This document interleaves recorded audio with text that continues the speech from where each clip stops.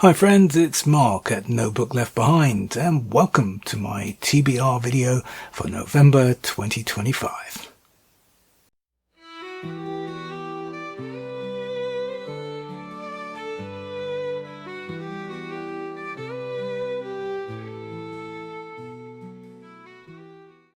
So we're into November and the nights are really drawing in now, bringing with them the cold, icy grip of winter. Well, hopefully not too much. Sadly, we have left Halloween behind, but some of us never quite do. So welcome to my TBR video for November. It's only the second TBR video I've done, and I was faced with a question. Do I simply port over those books I didn't get round to last month and put them in this month's TBR? And I thought that would be kind of boring. And the other thing about it being that if I didn't get round to a certain book again, it would then be appearing in another TBR and probably more and more videos going on for God knows how long. So I decided not to do that, apart from in the case of one book which I specifically have ported over because I want to do a video on it, and we're going to start with that one. Everything else is new and fresh. So that book that I'm talking about is Peter Saxon's Scream and Scream Again. This was turned into a movie by Amicus Films in the UK in 1969, which had the stellar cast of Christopher Lee, Peter Cushing and Vincent Price. Wow, where could you go wrong? Well, they did, because it's not a very good film and it's incredibly confusing if I recall correctly. So I was interested in reading the book that it was based on, which was originally called The Disorientated Man, which is probably an even worse title than Scream and Scream Again. It's close, but I think it's worse. It's written by a guy called Peter Saxon, although it wasn't really, because no one knows who it really was written by, from what I gather. Peter Saxon was just a publisher's name, a house name as it's generally called.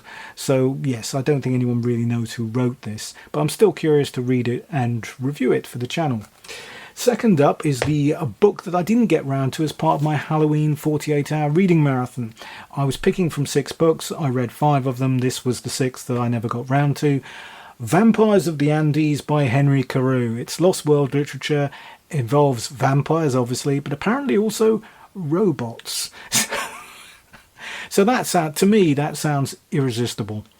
So third up is a book I've actually already started. Now, it's on my Kobo, so I'm going to show you the Kobo because it's got the title page of the book on the front here. I don't know whether the camera's going to pick that up too well. It may not, so I'll put it down. It's called The Fatal Frails. It's by a guy called Dan J. Marlowe. It's a crime novel from the 1960s. Marlowe started his career writing 5 books about a guy called Johnny Colin, who's a night manager at a swanky New York hotel who gets involved with lots of crimes, mysterious blondes, murders, things like that. I've read the first 3 books of the series. This is number 4, and the first 3 books are quite entertaining. I wouldn't go overboard about them by any means, but they're quite good. The reason I'm particularly wanting to catch up with them is that Marlowe's life becomes very interesting indeed in the 1960s, and his work also takes apparently a stellar leap for reasons of what was happening to him in his life. So that's all very intriguing, and I want to do a video on him and basically possibly a sort of overview at some point. So I thought, well, let's start with his early work. So that's why I'm reading that. Fourth up is a slight hangover from the Halloween 48-hour reading marathon, because as part of that I read a book called Spirit of the Town by Todd Robbins, which was incredibly dated, although an easy read. Well, he followed that up in, I think, around 1912 with this book called Mysterious Martin. It's more of a novella than a full-length novel. The reason it's published as a full-length novel now is he revised it in later years, called it for art's sake, and published it again, and both versions of the tale are in this paperback. It's a very early serial killer novel and sounds quite intriguing, which is why I wanted to try it. Next up, we've got back to noir, because many years ago, looking for new noir authors, I bought a small paperback that sort of like recommended, as well as discussing noir in general, recommended some other authors I'd never heard of or weren't familiar with from a noir perspective. And one of them was a guy called Colin Wilson, who is most known, I think, these days for having written a book called The Space Vampires, which was turned into a bonkers movie called Life Force in the early 1980s. And if you've ever seen that movie, I think you'll agree with the description of it being bonkers. The Space Vampires I actually have read many, many years ago and thought it was quite enjoyable. Well, also, Mr. Wilson wrote apparently this very hard-hitting and very spooky and twisted noir called Ritual in the Dark. And this has been in my TBR for years. It's been sitting there for God knows how long. I mean, it's an old paperback and nicely yellowed and musty smelling, but it probably would be anyway, even if I bought it new, because I couldn't tell you how long I've had this and not read it. So I thought, well, let's put that in. Next up is another hangover from my Halloween reading marathon. I didn't realise there were quite so many, actually. And if you watch my October reading roundup, you'll know this book arrived during me filming that. This is The Unbidden by R. Chetwyn-Hayes. I was incredibly impressed by his story, The Underground, which was in the British Library's Tales of the Weird book, which I reviewed as part of my Halloween marathon. And so I thought I wanted to try some of his books, so I bought this wonderfully battered old cheap paperback off eBay. Looking forward to that. Next up, we've got some fantasy literature. Now this is again going back to films. I think you're probably aware now, or you should be, that I am a film obsessive. I have seen thousands of them, and I do discover a lot of literature and a lot of authors through films I watch. This is another. This is The Circus of Dr. Lao by Charles G. Finney. It's a fantasy novel from, I couldn't tell you when it was written actually, I think it's the 1920s, somewhere around there.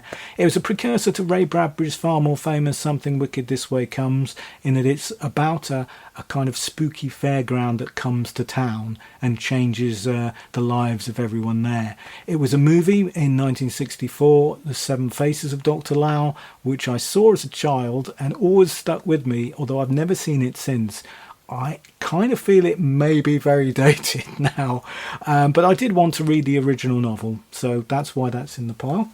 Next up, another noir film crossover. This was, this is rather a book called Moonrise by Theodore Strauss, which was turned into a movie of the same name in 1948 with Dane Clark and Gail Russell.